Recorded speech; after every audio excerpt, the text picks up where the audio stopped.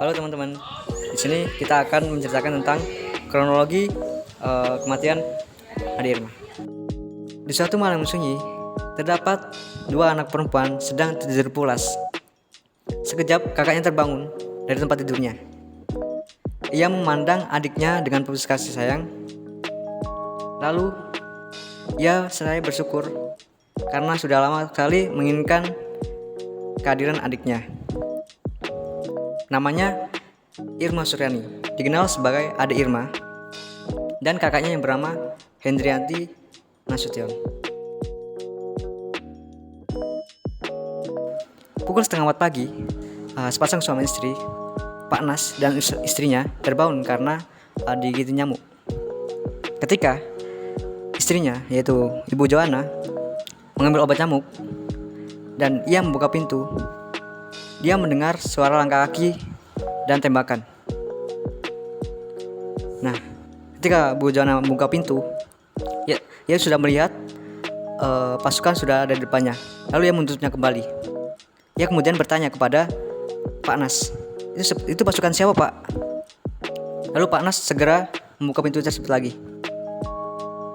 Lalu kemudian pasukan menembak ke arah pintu tersebut. Ia langsung, Pak Nas bertiarap.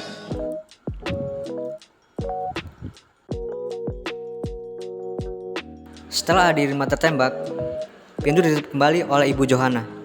Ia langsung menggendong anaknya yang bersimbah darah sambil mengantar Pak Nas untuk menyelamatkan diri.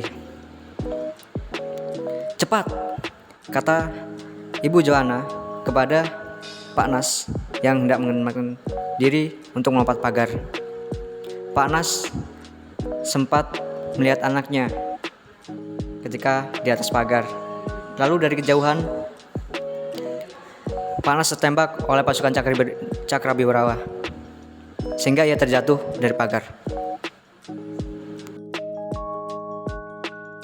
Kemudian terjadi, Ade Irma bersama ayah dan ibunya. Ibu Joanna berusaha menyelamatkan Pak Nas, lantas menyerahkan Ade Irma kepada adik iparnya, yaitu Mardiah. Mardiah menerima permintaan tersebut. Ia menggendong Ade Irma, lalu ia tak sengaja membuka pintu tersebut. Mardiah menerima permintaan tersebut, lalu ia menggendong Ade Irma dan tidak sengaja membuka pintu sehingga pasukan Cakrabiwarawa melewati pintu tersebut dan mengenai tubuh Ade Irma.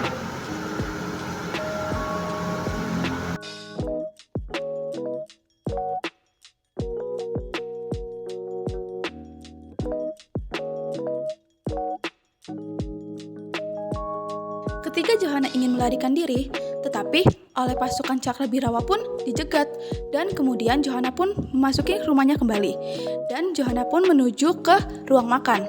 Sampai di ruang makan, Johanna pun ingin menelpon seseorang untuk meminta bantuan, tetapi oleh pasukan Cakrabiwarawa pun dijegat, dan pasukan Cakrabiwarawa pun mengatakan, "Jangan bergerak, telepon sudah kami putus." Lalu, Johanna pun dikepung oleh pasukan Cakrabiwarawa, dan pasukan Cakrabiwarawa pun mengatakan, "Di mana Nasution berada?" Kemudian, Johanna pun menjawab, "Pak Nasution, beliau sudah di Bandung, 3 hari tidak pulang. Kalian kesini hanya membunuh anak saya."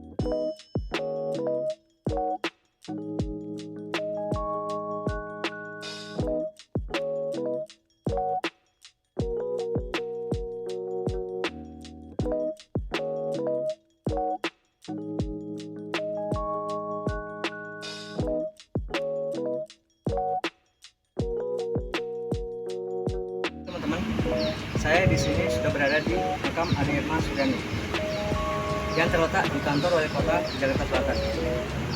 Ade Irma dimakamkan di sini pada tanggal 7 Oktober 1965 yang dia gugur pada tanggal 6 Oktober 1965 dan dimakamkan di sini oleh Pak Nas pada tanggal 7 Oktober. Jadi sebelum gugur Ade Irma Suryani pada tanggal 1 Oktober, ia sempat meminta kepada ayahnya Jenderal Nasution untuk dibuatkan baju tentara berpangkat Sersan II.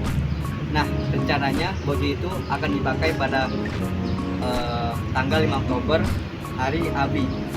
Namun takdir berkata lain, Ade Irma Suryani wafat pada tanggal 6 Oktober setelah tertembak pada 1 Oktober yang dirawat di Rumah Sakit Angkatan Darat dan wafat pada tanggal 6 Oktober 1960.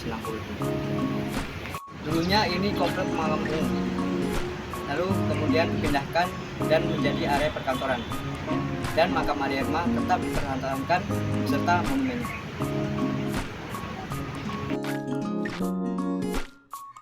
Setelah 5 hari kemudian, Ade Irma pun dinyatakan wafat pada tanggal 6 Oktober 1965 pada pukul 8 malam. Nah, jadi itu dia cerita kronologi wafatnya Ade Irma Suryani Nasution. Kita sebagai generasi muda tidak boleh melupakan sejarah para pahlawan kita dengan mengunjungi museum-museumnya. Nah, sekian dari saya, Aisyah Alfiani, dengan teman saya, Panik Baskara. Assalamualaikum.